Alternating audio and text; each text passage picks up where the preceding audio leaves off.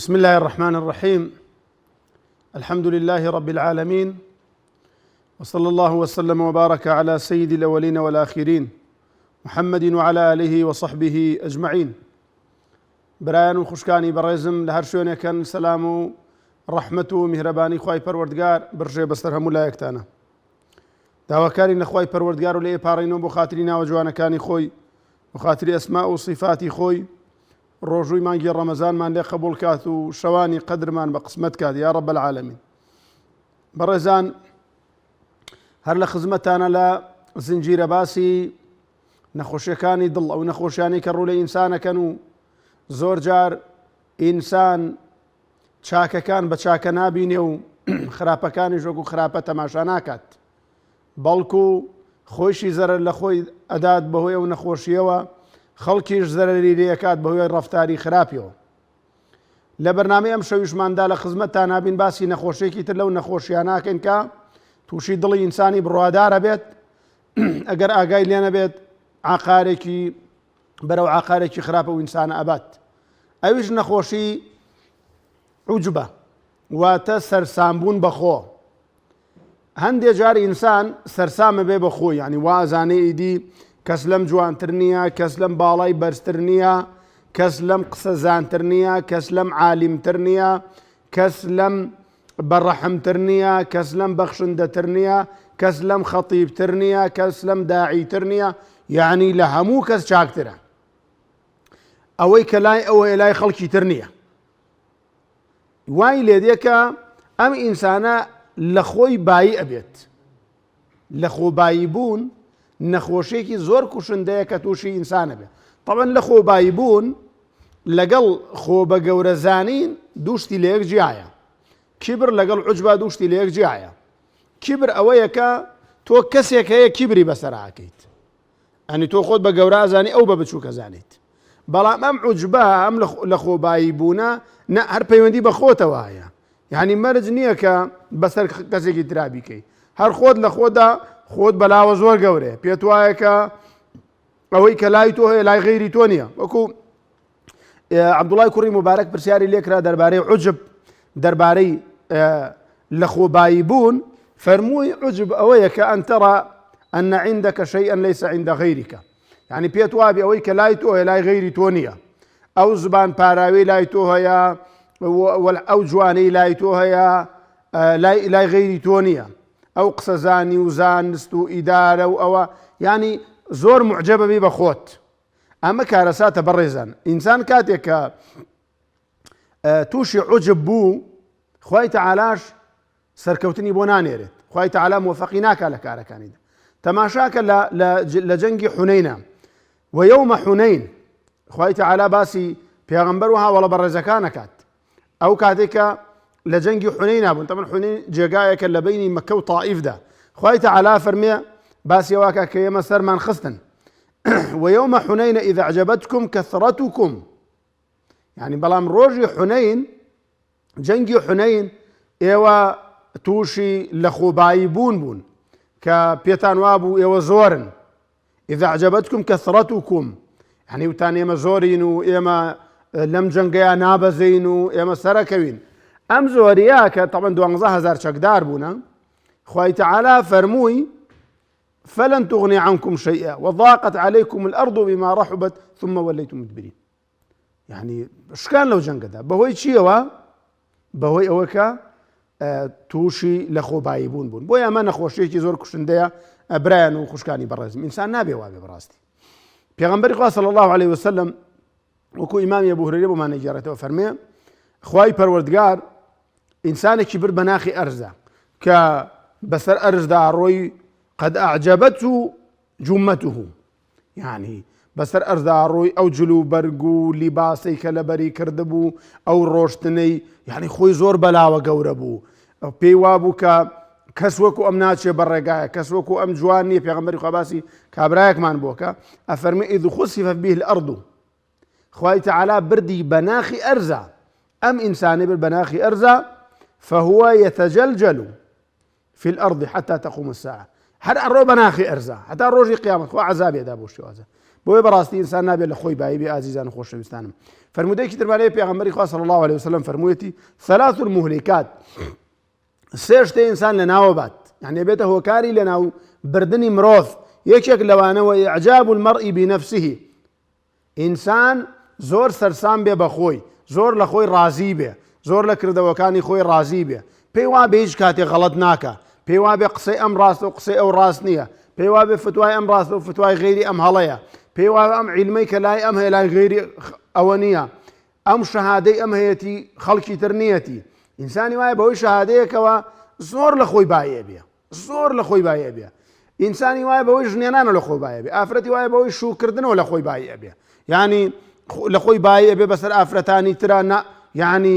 فیز و ئەویان بەسەراکات. ئینسان نابێت لە خۆی بایە بێ. بەڕێزان ئەمە نەخۆشیە، یعنی هەر کەسێک ئەم نەخۆش ئاوابوو ئەوە نەخۆشە، نەخۆش وەڵا ئەوە نەخۆشی دڵی هەیە،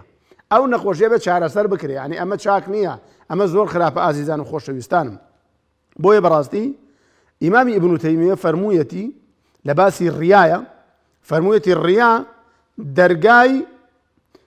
هاوڵ پەیداکردنە، بەڵام بۆ خەڵق، یعنی هاوڵ پەیداکردنە لەوەی کە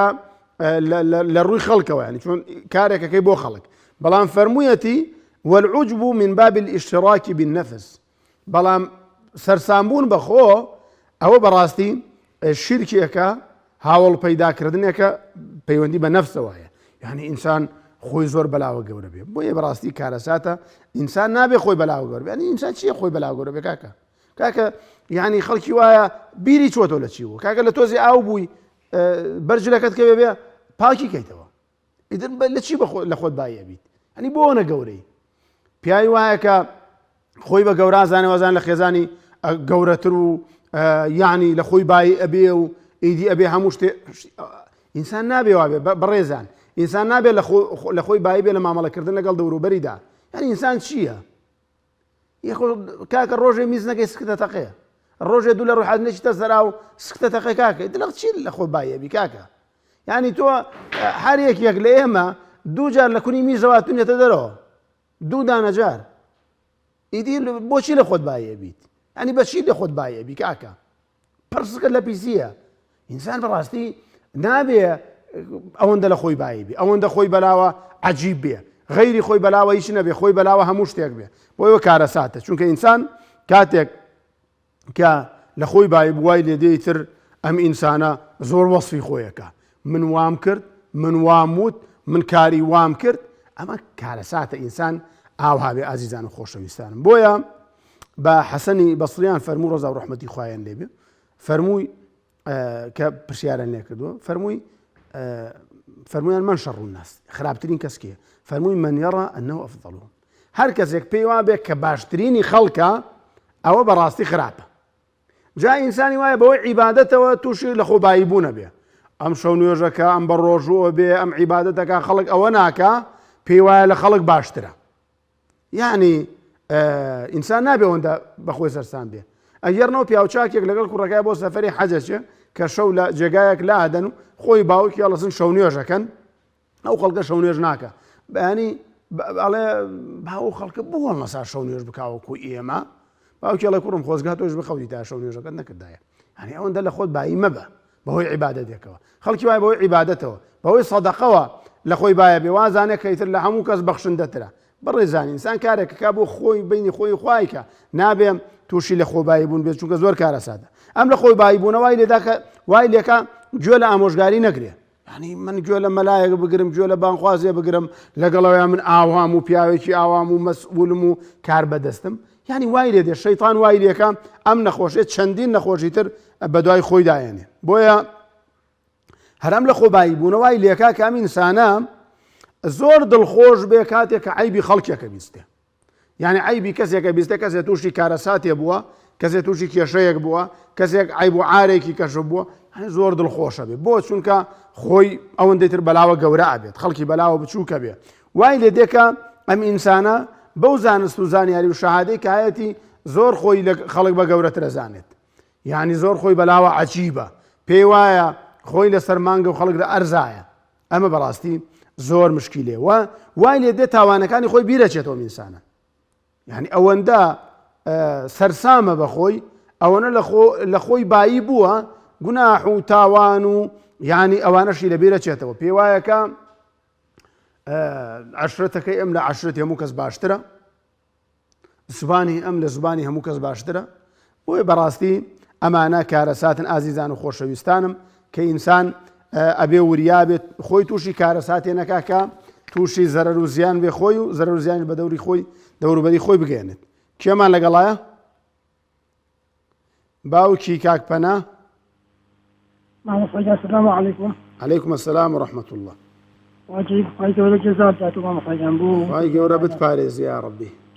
بەڕێزی سەلامەتی لەسەرەتای ڕەمەزان و هەستێوەندی بەردەوام مەگرم بەڵام وەرناگیرێت. یا ڕەبی خوالت ڕازی بێ. وەڵی جا داوای لێبوردنت لێکەین باوکی پەنا نازانین پەنا کاکە یان دادا؟ پەنا کاکە بۆ نێوە ناو کوڕەکەمان ناوە پەنا تەنها ناو هەواجی بۆ لای خۆی گەورە ئەمای بۆ لای خوا بکات. دێ الحەمدولله الحەمدولله ئینشاءڵڵا بێتە پەنایەکی باشیش بۆ مسلمانان و بۆ ئیسلام. ئەجمعین إن شاء الله. والله مامۆستا دووشتم هەبوو لە خزمەت جەنابتان عەرزی کەم. بەڵێ لە خزمەت. یەکیان ئەوە بوو کە لەبارەی زەکاتەوە خەڵکێکیان نازانم تا ئێستا باوەڕ ناکەم لە بەرچاو ڕوونی هەندێک کەسە لەواشێ نەزانێت ئەویش ئەوەیە هیوا هەیە نازانێت لە 7 ملیۆن چەند زەکات ئەکەوێت هیوا هەیە وازانێت ئەگەر پارەکەی گەیشتە حەدی زەکات کە حەبوو بە 7 ملیۆن زیاتر ئەو کاتا دێت لە 7 ملیۆنەکە 25,000 بدات. بەڵام بێخەبەرە لەوەی کە لە 1 ملیۆنە لەو 7 ملیۆنە لە هەر ملیۆنێکی ئەدە 25,000 بدات. ما بێ هەر لێرە باسمان کرد باوکی کاک پەنا ئەگەر تەماشات کرد بێ باسیەوەمان کە خەڵکێکاوە بە هەڵە لێ تێگا. خوا جەزاتان دادۆ بووە ئەوەش هەر لەبەر خەڵکمدا ئەمەش ببێن مەخسەنی مامۆستا ئینشاءڵڵا لە خزمەتان باسێکەکەینەوە. خوا زۆر خۆشم ئەوەی ئینشاءڵڵا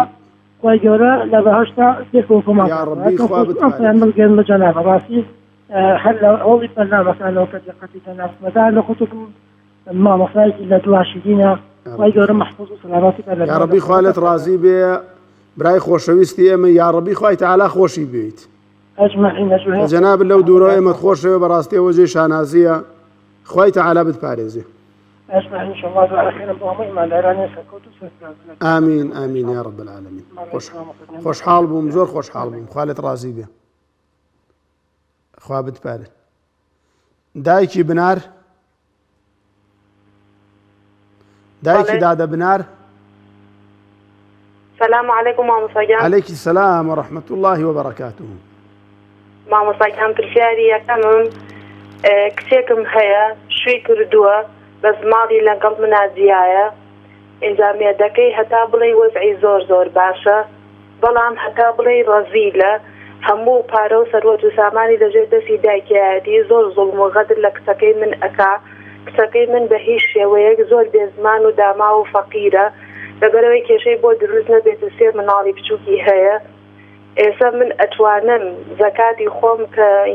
میژ هەتیوم هەیە مناڵم بەس حەدی پارەکەم گەشتۆتە هیچ زەکات کە کۆم کردەوە ئەتوانم ئەو زەکاتە بەم بەو کچەم یان نا؟ ماڵی کچەکەت بۆ خۆیان زەکاتیان پێشێ یان هەبورن؟ پێیان ناشێ مامۆستاگیان چونکە لەبەرەی مێردەکەی زۆر وەزعی باشە بەڵام کچەکە خۆی ئەم پیاوە هیچ شتێک زۆر زوڵم لە کچەکە ئەکات. چەندی جاریش پێمان وتووە ڕزامان لێ کردووە بەڵام کێشەی لەگەڵا دروست کردوین و بە زۆر ڕەزیلە بە هیچ شێوەیەک چارەسەری نییە. هەرەو پرسیارەتە بوو؟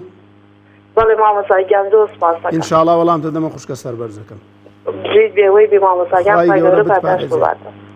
یا ڕەبی خوالت ڕازی. هەوار خان خوشکە هەوار. ئەم کاتت باش. ئەم کاتت باش خوشکی بەڕێزم. مامۆستاڵای پرسیارێکم هەیە. فەرموو خوشکە بکەم. ئەوە داکەم ماڵی لە سلێمانیە ئەمیز ماڵم لە کۆیە دەکوتی دەکرێ من سەری لە زیاتری تاکەمەوە گوتی دەوروبەرمان فەقیری لێ نییە ئێمە ئێرە یەکی فەقیری لێ دەکرێ من لە زیاتری بمە وەکیل سەریان تاکەمەوە یان نابێ مامۆستا. یعنی سەرفترە؟ بەڵێ سەرفترە. ئینشاءڵڵا هەرە پرسیارەتە بوو؟ بەڵام مامۆستا هەر بەنسبەت ئەو پرسیارەوە بە کێشەم پارەکەی نییە. هەندێک دەڵێن دەبێت پێش جێژم پارەکەی بدرێ بەزا و ڕێ دوورە لەوەی 2 مانگ بێ یان مانگێک بێ دوای جێژن بمداتێ ها دروستە یان نا دوای جێژن پارەکەی لێوەرگین بەڵێ بەڵێ ئینشاءڵڵا وەڵامتە دەمە بەسەر چاو هەلبستاغ بێ گەلێ مەمنونەوە خوالت ڕازی بێ خوشکەکەم خوای گەورە بتپارێزێ باوکی کاک سامان السلام عليكم. عليكم السلام ورحمة الله وبركاته. الله شما مساجان دقورانم. خواهي قورة بتبارز يا ربي. مساجان خواهي قورة پاداش بدات وبض او نماني برسيار مني ان خوشم دعاك سبحانه لجناب ان شاء الله. داواکارین لە خوای پەروەردگار وەلەو بەرابەر ڕێزانە لەو خوشکە عزیزانێکی جوان لە بەرنامەکەمانە ئامینمان بۆ بکەن یا ڕەبی خوای تەعالا شیفای ئەم بەرابەر ڕێزەمان بدە یا ڕەبی خوای تەعالا شیفای عاجلت بۆ بنێرێ بۆ خاتری ناوە جوانەکانی خۆی اللهم یا شافی یا شافی یا شافی خوای شیفای ئەم بەرابەر ڕێزەمان بە یا رب العالمین یا ڕەبی خوای تەعالا دڵخۆشت کا بە شیفای عاجل خوای گەورە بتپارێزێ باوکی کاک سامان با قربان ما مساجان خواهي قورة جوادات وما مساجان با قربانم بس خوش لغة ما مساجان خوا سەربەرزت کا یا رب با قربان وخواهي قورة خوا بتپارێزێ یا ڕەبی یا خوا محفوظ کاکە مالکجان مامۆستاجان سلام علیکم. عليكم السلام ورحمة الله وبركاته. مامۆستاجان خوای گەورە ئەرز و پاداشت باتەوانێ خوای گەورە دەست بە تەمەندەوە بگرێ خوای گەورە تەمەندرێ شکا بۆ ئێمە لەگەڵ جەنابیشتا خوای گەورە بتپارێزێ یا ڕەبی. وەڵڵی مامۆستاجان من یەکەم شت بە ئەوەی کە زۆر خۆشەویستی لە دڵمانەوە کە کەناڵەکەت ڕازاندوێتەوان زیاتر بۆیە پەیوەندی کرد خوای گەورە سەرکات بکە لە دنیا و قیامەت یا ڕەبی خوا بتپارێزێ کاکە مالکجان وەڵا جا بەرنامەکە بە ئێوە جوانە بەخوا دەستخۆشیش دەو برایانە ئەەکەم کە بەڕاستی بەم شەوگارە هیلاگە بم بە پەیوەندەکانەوە بە وەرگرتنی ئەو پەیوەندیانەوە دەستخۆشیان یەکەم چایان مازەکەم یەکە بێتە یا ڕەبی خوای گەورە جەنابیشت بپارێزێ کاکە مالکجان دی بەڕاستی ئەوانیش دوعای خێران پێویستە با قوربان ئینشەڵڵا خوای گەورە سەرفرازی دنیا و قیامەتیان کە ئامین یا رب العالمین کاکە مالکجان مامۆستا پرسیارێکم هەبوو من لە خزمەتتم مامۆستا ئەگەر بێت و کەسێک بژێوی باز بێت تازە بەڵام نەتوانێت هیچ ئیشێ بکە ئایا سەرکرە و زەکاتی پێ دروستە یان نە یعنی بژێوی باشە بژێوی باشە هەتا حەدێک باشە بەڵام ناتوانێت هیچ ئیشێ بکە هیچ ئیشێکی بۆ ناکرێت بەڵام ئەوەیە وەسعی تۆزێ باشە خراب نییە ئەی بەچی بژێوی باش بۆ کاکە مال والله ئیتر بژێویەکەی چێ معاسێکی هەیە زیاتری نییە بەس معاسێکی هەیە مەعەدا یەک کاسەکەی بۆ ناکرێت تەنانەت ناتوانێت 5 کیلۆ هەڵگرێ بۆ ئەدە ئینشاءڵڵا وەڵامتە دەمەوە بەسەر هەردوو چاوم دەیچاو خۆشە مامۆستاجان دەستخۆشی لێکەم و چاوتانمان خوای گەورە بتپارێزێ خوای گەورە پایەدارت کە یا رب العالمین یاخوا محفوظ بی خوا سەربەرزی هەردوو دنیات کە ئەگەر پەیوەندی تر هەیە لە خزمەتین برایانی بەڕێزم ئێ دیارە کردویانتە کۆتا پەیوەندی برایان خوای گەورە بیان پارێز جا بەڕێزان بە چیرۆکێکی ئیمامی عومەری کوڕی خەتاب ڕەزا و ڕەحمەتی خوای لێبێ کۆتایی بە باسەکە دێنین کە باسی لە خۆبایی بوونە کە ئەمە نەخۆشیەکە ڕوو لە هەر دڵێک بکە ئەم ئینسانە خۆی هەرچەنێ بەلاوە گەورە بێ لای خەڵک بچووکە یعنی پێی وابێکە لەسەر و خەڵکەوەیە پێی وابێکە لە مەجلیس عەرەبی ئەو قسە بکە پێی وابێ بێ لەسەر و مەجلیسەوە دانیشێ پێی وابێ بێ پێش سیارە بەس بۆ ئەو بێ پێی وابێکە هیچ کەس لەو وتاری خۆشتر نییە پێی وابێ هیچ کەس لەو دەنگی خۆشتر نییە پێی وابێ هیچ کەس لەو جوانتر نییە پێی وابێ هەموو جلێ هەر لەو جوانە پێی وابێ ئەم ئینسانە لە هەموو ڕێیەکۆ کامڵە بەڵام خەڵکی تر کامڵ نییە ئەوە نەخۆشیە هەر کەسێکتان وابوون بەخۆیشمەوە بەخواوە نەخۆشین ئەوە ئەم دڵەمان نەخۆشە بێ چارەسەریکەین ئیمامی عومەری کوڕی خەتاب ڕەزا و ڕەحمەتی خوای لێبێ ڕۆژێ دانیشتە بوو لەگەڵ ڕەفیق و هاوڵەکانیدا ئەگێڕنەوە کە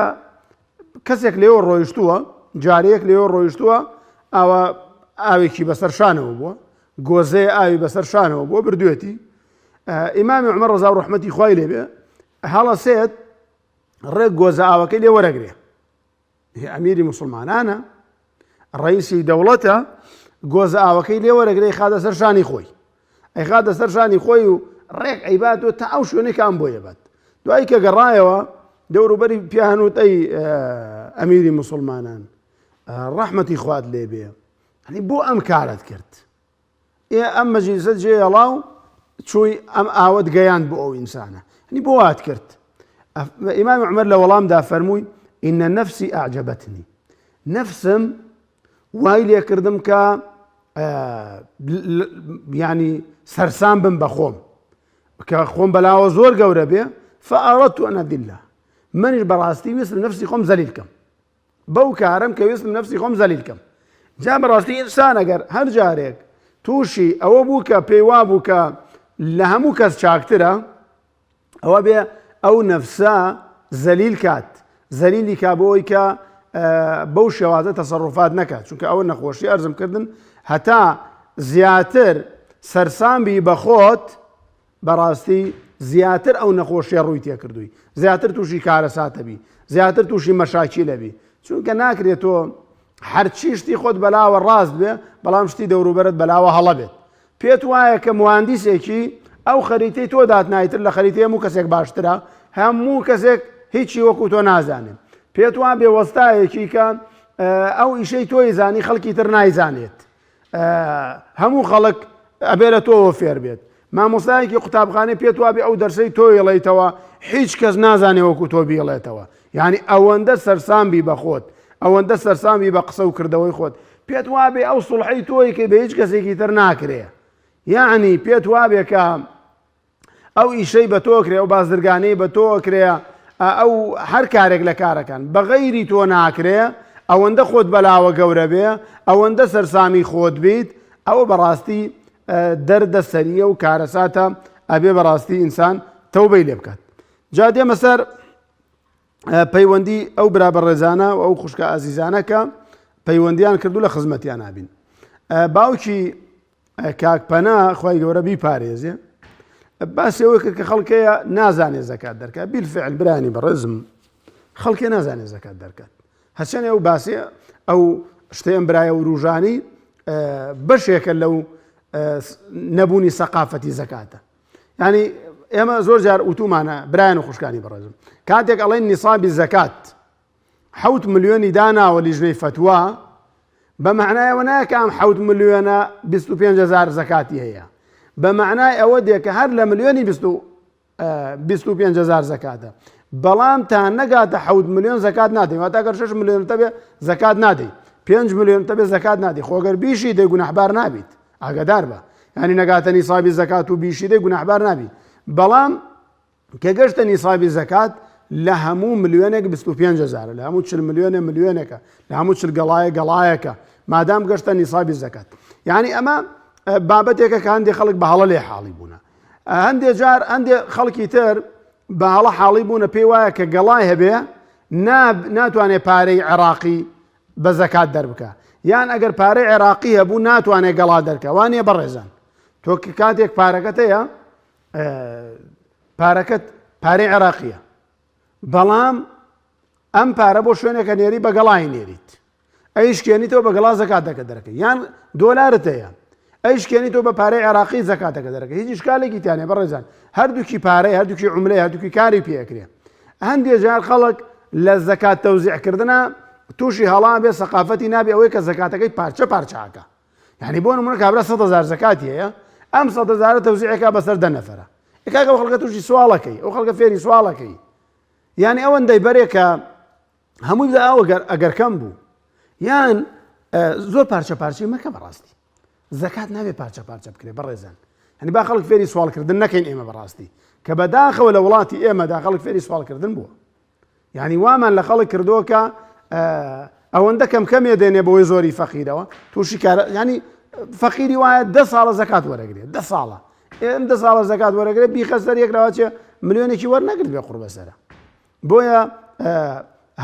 هەوڵ نادەین کە ئەم ئینسانە ژیانی خۆشکەین یاخود هەندێک جار خەڵکێکە زەکات دەرەکات بێژگە لە دابشکردنەکە کابرا ئەشکێنێتەوە ئەن لە مەجلیسەکە پێڵێ ئەوە کاکە زەکاتە پێشە یان تەلەفۆنی بۆگە کاک فڵان کەسەوە زەکاتە پێشە کاکە لێی مەپرسە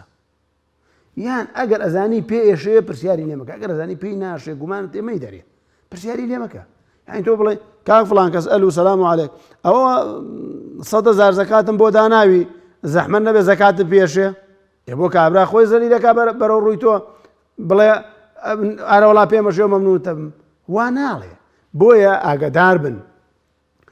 ئەم واجبەی خوا کە لەسەرتە خەڵک مەشکێنەرەوە يعني قول معروف ومغفرة خير من صدقة يتبعها أذى يعني جاري وها صدقة أو كسيك عيدتي آزاري أدي قصيكي خير بوي باشترى لو صدقيكي بيتي بوي بالفعل لم بابتي الزكاة وصرف فترة زوجات وشيكي يشبوينا بتوابتي زانستمان لينيا زور جار توشي هلا بين لتوزيع زكاة أخوة بنا من با دايكي بنار نەخۆش کە بەڕێزەمان پرسیاری و کچێکی شووی کردووە مێردەکەی وەزعی باشە بەڵام ڕەزیلە وە ستەم لە کچەکەمەکە ئایا دروستە ئێمە زەکاتی بینێ خۆی پەروەردگار ڕەحم بە کچەکەی جەناب و بە مێردەکەی بکات دوعای خێران بۆ بکەن خۆی تەعالا ژیانیان خۆشکا بەوەی کە دڵان بە یەکتری خۆش بێت ئەوەی کە جەنابەت باسیەکەی بەڕاستی کارەساتە ڕەزیلی زۆر کارێکی خراپە بە تایبەتی بۆ پیاو يعني پیاو بەرامبەر خێزانەکەی ڕەزیل بێ بەرامبەر منداڵەکانی ڕەزیل بێ ئەوە بەڕاستی کارەساتە خوا پەنامان بە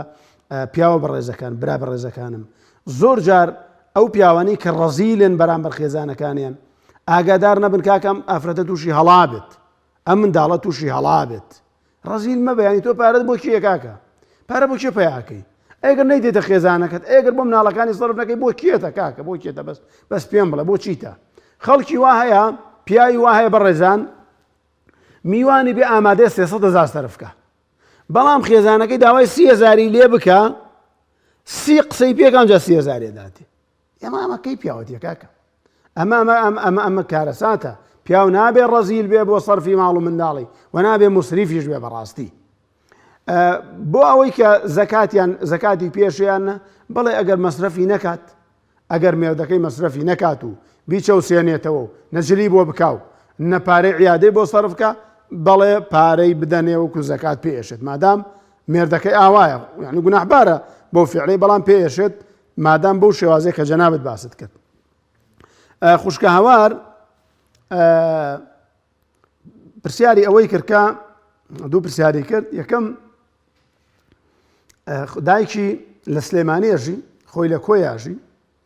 ئایا دروستە ئەوان لە کۆیەوە سەرفترەکەی بۆ بدەن دایکی لە سلێمانیە بەڵێ لە ڕووی شەرعیەوەی ئیشکالێکی تدانێ ئینشاءڵڵا مادام ئەو لەواچێ بە تەمەن بێ یاخود مەسەلەن فەقیر و هەژار لە دەوری نەبێ نەیناسێ جەنابەت لێ فەقیری هەژار زیاتر لە دەوتە بەڵێ دروستە هیچ ئیشکالێکی تێدا نییە هیچ کێشێکی تێدا نییە کە تۆ سەرفترەکەی بۆ بدەیت لەوێ وە پرسیاریەوە کرد ئایا ئەگەر پارەکە دوای جەژن بگاتە دەستم دروستە بەڵێ وش دروستە ئەو تۆکا بە وەکیل بەڵام ئێستا پارەکە ناکاتە دەست ئەوەگەر پارەکە بگاتە دەست شتێکی باشە بەڵام ئێستا ئەڵێ کچەکەم سەرفیترم بۆ بدە ئەوەندە خواردن ئەوەندە پارە فیدیەکەم بۆ بدە مەسەلەن یان سەرفترەکەم بۆ بدە بەڵام ئێستا تۆ بیدە من بۆت ئەگێڕمەوە بەڵێ مادام خۆی دایناوە هیچ ئیشکالێکی تێدانێ با دوای جەژن بگاتە دەستی ئینشاءڵڵا باوکی کاک سامان دوعای شیفای کرد یا ربی خوای تعالی شیفای و برابر ڕێزەمان بات یا ربی خوای تعالی شیفای با یا ربی خوای تعالی شیفای بات بۆ خاتری ناوە جوانەکانی خۆی کاکەمان لە دوای دەستخۆشی هەبوو بۆ برایانی کارمەند و بۆ برا بچووکتان ئێمەش زۆر سپاسیەکەین زۆر سپاسی لوتفیەکەین دوعای خێری بۆکەین خوای تعالی بیپارێزێ بۆ خاتری ناوە جوانەکانی خۆی خوای تعالی لە دەرد و بەڵای دنیا و قیامەت بیپارێزێ یا رب العالمین پرسیارێکی کرد ئەوش ئەوە بوو کە کەسێک بژێوی باشە بەڵام ناتوانێت کار بکات نەخۆشە ینی ناتوانێت شتەڵگرێت ناتوانێت ئیشێ بکات ئایا ئەتوانن زەکاتی بنێ طبعا کاتێک کە ئەڵێ بژێوی باشە ئەگەر ئەو موچەی کە جەنابەت فەرمووت بەشی مانگەکەی بکات بەشی مانگەکەی بکە ئەوە بەڕاستی پێی نەدەی باشە بەڵام ئەگەر بەشی نەکە با بژێویشی باش بە بەڵام هەندێک جار بەشی ناکە هەنی خەڵکی وا هەیە کاکە عایلەی وا مانگی پێویستی بە ملیۆنێکە بە ملیۆنی دینار بەڵام ئەم پیاوە 800,000 معاشەکەیەتی شەرعەن پێشێت لەوان چاوە تەماشایکە بژێوی باش بێ خانووی خۆی هەبێ سیاری خۆی هەبێ مەسەلەن بەڵام ئەو موچەی کایەتی بەشی ناکە کاکە با خانووی خۆی هەبێت کاکە با سیارێکیشی هەبێت بەڵام موچەکەی بەشی ناکات کە بەشی ناکات دروستە زەکاتی پێ بدی بەڵێ برابەر ڕێزەکەم ئەگەر بیلفعل ئەو برابەر ڕێزەی کە جەنابەت باست کرد ئەوەی کە پەیدایەکە بەشی ناکات یان ئەو مەعاشەی کە دەستیەکەوێ بەشی ناکات بەشی خۆی و ماڵ و منداڵ و یان بکەوێتە عیادەیەک هیچی پێ نامێنێ ئەوە بەڵێ دروستە زەکاتەکەی بیتێ یان سەرفترەی بیتێ چونکە ئەوەی زەکاتی پێشێ سەرفترەشی پێشێ ئەوەیشی سەرفترەی پێشێ زەکاتی پێشێ برا ئازیزەکەم ئەوە بە کورتی وەڵامی ئەو برا بەڕێزانەوە ئەو خوشکە ئازیزانە داوا لێ بڕنیش لەو بەڕێزاناکەین کە نەمانتوانی پەیوەندیەکان وەرگری خی گەورە بیان پارێزێت بۆ خاتری ناوە جوانەکانی خۆی لە کۆتاییدا دەستەکانتان بەرزکەنەوە بەلای خی پەروەردگار و ئەپاڕین و لە خی تەعالاڵین یا ڕەبی خوایە بۆ خاتری ئەسما و صیفاتی خۆت بۆ خاتری ناوە جوانەکانی خۆت یا ڕەبی خوایە لەو کەسانەمان قبولکەی کە لە مانگی ڕەمەزاندا لە گوناهەکانیان خۆشەبی قەڵەمی عەفو بەسەر تاوانەکانیان ئەدێنیت یا ڕەبی خوایە بۆ خاتری ئەسما و صیفاتی خۆت لێ تەپاڕینەوە لە گوناهی دایک و باوکمان خۆش بە لە گوناهی مردوەکانمان خۆش بە عاقیبەتمان بەخێر بگێڕە لەسەر ئیسلامەتی بمان ژێنە بە ئیسلامەتیەوە بمان مرێنە یا ڕەب العالەمین یا ڕەبی خوایە نەمان بیتەوە بەلای خۆت هەتا بە موسڵمانێتی نەبێ یا ڕەب العالەمین هەتا لێمان ڕازێ بێ ئەکرەمە الئەکرەمین خوای تەعالا لێ تەپاڕینەوە ئەو خوشکە بەڕێزانەی کە تا ئێستا پرۆسەیە سەرگیریان نەکردووە ئەو برا بەڕێزانەی تا ئێستا پرۆسەیە سەرگیریان نەکردووە یا ڕەبی خوایە کاریان بۆ ئاسان کەی یا ڕەبی خوایە کاریان بۆ ئاسان کەی خوایە ئەو برا و خوشکە بەڕێزانی کە پرۆسەیە سەرگیریان کردووە منداڵت پێ نەبەخشیون هەرچی دەرگای ئەرزەیە لیان داوە لە دەرگای تۆشیان داوە خوایە دەرگای خۆتیان لێدا مەخە یا ڕەبی خوایە منداڵیان پێ ببەخشە یا ڕەبی خوایە منداڵی ساڵحیان پێ بەخشە خوای تەعالا هەر برایەکی بەڕێز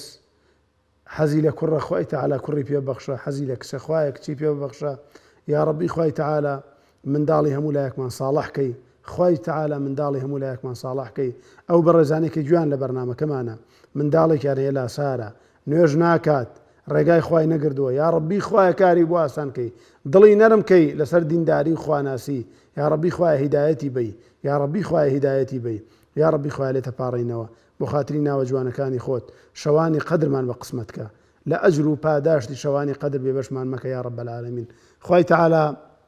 خۆت ئاگا لە دڵەکانە ئەو برا بەڕێزانەی کە گوێمان لێگرن کە ئەمان بینن ئەو خوشکە بەڕێزانی کە دانیشتون بە دیار بەرنامەکەمانەوە